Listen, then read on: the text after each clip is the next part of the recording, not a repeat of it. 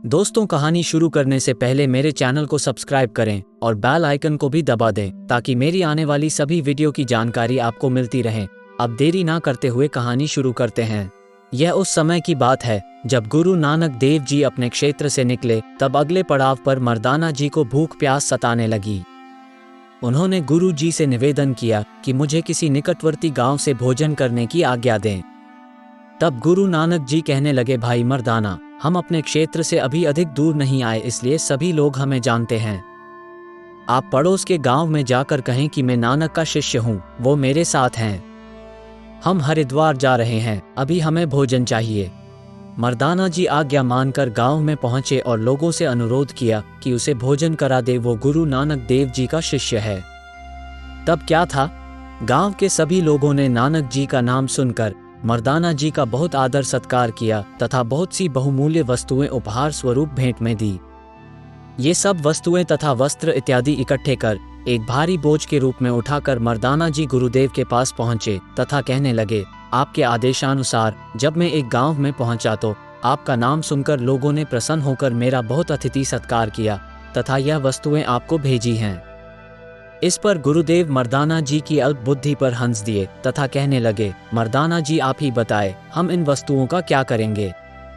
अगर हमें वस्तुओं से ही मोह होता तो हम मोदी खाने के कार्य का त्याग ही क्यों करते? क्या वहां पर हमें वस्तुओं की कमी थी? मर्दाना जी गुरु नानक देव जी से कहते हैं, आप ठीक कहते हैं, मैं अल्पज्ञ हूँ, मुझे क्षमा करें, परंतु अब मैं इन वस्तुओं का क्या करूँ? गुरु नानक जी कहते हैं, यह वस्तुएं यहीं पर त्याग दो। मर्दाना जी कहते हैं, वो तो ठीक है, किंतु ये साहस मुझ में नहीं है कि मैं इन अमूल्य प्यार भरे उपहारों को यहाँ फेंक दूं। गुरु नानक जी कहते हैं, तो ठीक है, जैसी तुम्हारी इच्छा है करो, परंतु हमें तो आगे अपनी मंजिल की ओर बढ़ना है। मर्दाना जी बोलते हैं, ठीक है, मैं इन उपहारों के बोझे को उठाए चलता हूँ। अब मर्दाना जी गुरुदेव के पीछे पीछे चल पड़े, परंतु शीघ्र ही थक गए, जिस कारण गुरु जी को रुकने के लिए आवाजें देने लगे। तब गुरुदेव ने कहा, भाई मर्दाना, अभी भी समय है, माया का मोह त्यागो, इसे यहीं फेंक कर सरलता से हमारे साथ चलो। परंतु मर्दाना जी ने बुझेमन से कुछ एक निम्न स्तर की वस्तुएं वहीं जरूरतमंदों को बांट दी, किंतु कुछ एक वस्तुएं बचाकर फिर से रख ली। अब बोझा बहुत कम तथा काफी हल्का हो गया था, इसलिए मर्दाना जी अब सरलता से गुरु जी का साथ देते हुए चलने लगे। किंतु कुछ दूरी पर जाने के बाद फिर वही दशा, मर्दाना जी फिर पीछे छूट गए तथा थक गए, जिसे देखकर गुरुदेव ने मर्दाना जी को पुनः कहा, भाई ये बोझा त्यागो, यह माया जाल है, जब तक इसे नहीं त्यागोगे तब तक कठिनाइयों का वजन तुम्हारे सिर पर पड़ा रहेगा तथा तुम व्यर्थ में परेशान होते रहोगे। अतः त्याग में ही सुख है, एक बार कहना मानकर तो देखो। मर्दाना जी ने तब आज्ञा मानकर समस्त वस्तुएं जरूरतमंदों में बांट दी तथा खाली हाथों में केवल रबाब उठाए गुरुदेव के पीछे चल पड़े। अब उनके सामने भारी भरकम बोझ की थकान की समस्या नहीं थी, अतः वो साधारण रूप में तीव्र गति से चले जा रहे थे। इस प्रकार गुरुदेव ने उन्हें समझाते हुए कहा, भाई मर्दाना, वास्तव में ये संसार इस माया का बोझा ही सिर पर बिना कारण उठाए घूम रहा है, जिससे वो कदम कदम पर थकान के कारण परेशान है, परंतु मोहवश उसका त्याग भी नहीं कर पाता और जीवन के सफर का आनंद भी नहीं ले पाता। वास्तव में आनंद तो माया मोह के जाल को तोड़कर उसके त्याग में ही है। मर्दाना जी बोलते हैं, गुरुजी आप ठीक कहते हैं, परंतु मैं अल्पज्ञ हूँ, आप कृपा करें तो मैं सब समझ जाऊंगा, किंतु ये बताने की कृपा करें कि बिना माया के निर्वाह कैसे संभव है? नानक जी कहते हैं, भाई आपने बात को ठीक से समझा ही नहीं है।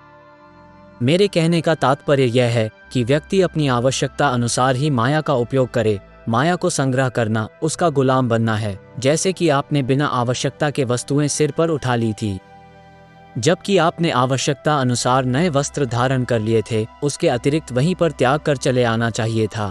नए वस्त्र धारण करना यह आपकी आवश्यकता थी, परंतु ये बोझा तो केवल लालच था, तृष्णा थी, जो कि आपको दुखी कर रही थी। मर्दाना जी कहते हैं, मैं अब जीवन के रहस्य को आपकी कृपा से समझ रहा हूँ, अतः आप इसी प्रकार समय समय पर मेरा मार्गदर्शन करते रहे, क्योंकि मैं अपने निम्न स्तर के संस्कारों का बंधा पग पग पर डगमगाता रहता हूँ। अतः आप ये बताएं कि वास्तव में माया क्या है? नानक जी कहते हैं, भाई मर्दाना, वो सभी सामरिक वस्तुएं माया ही है, जिनको पाने के लिए मन में लालसा उत्पन्न हो।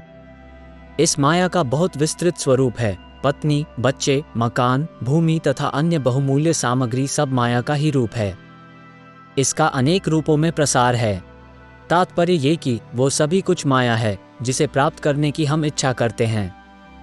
यदि हम इसका उपयोग आवश्यकता अनुसार संतोषी होकर करें तो यह मनुष्य की दासी बनकर उसकी सेवा करती है। किंतु हम तो बिना आवश्यकता केवल लोभ, लालच में अंधे होकर इसको इकट्ठा करने के लिए भागते हैं, जिससे हम दुखी होते हैं तथा हमारा जीवन कष्टमय हो जाता है। क्योंकि तृष्णा की तो कोई सीमा नहीं है। ये ठीक उसी प्रकार कार्य करती है जिस प्रकार अग्नि ईंधन को जलाती चली जाती है।